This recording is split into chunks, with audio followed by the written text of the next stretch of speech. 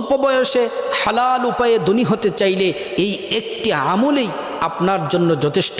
হযরত ওসমান রাদিয়াল্লাহু তাআলা আনহু রাসূলুল্লাহ সাল্লাল্লাহু আলাইহি ওয়াসাল্লামকে বললেন, ওগো নবীজি, আল্লাহ তাআলা যেন আমার সম্পদ কমিয়ে দেয়, আপনি আল্লাহর কাছে দোয়া করুন। হযরত ওসমানকে নবীজি বললেন, তুমি উটের উপরে বসে বসে তুমি খাবার খাবে।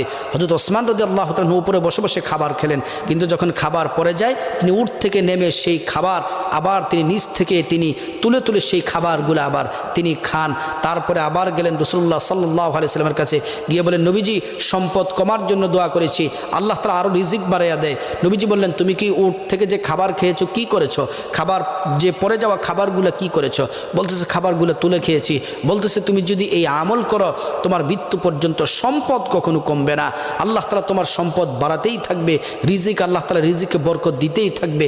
আল্লাহ তাআলা সকলকে এই আমল করার তৌফিক দান করুক। তাহলে ইনশাআল্লাহ আমরা অল্প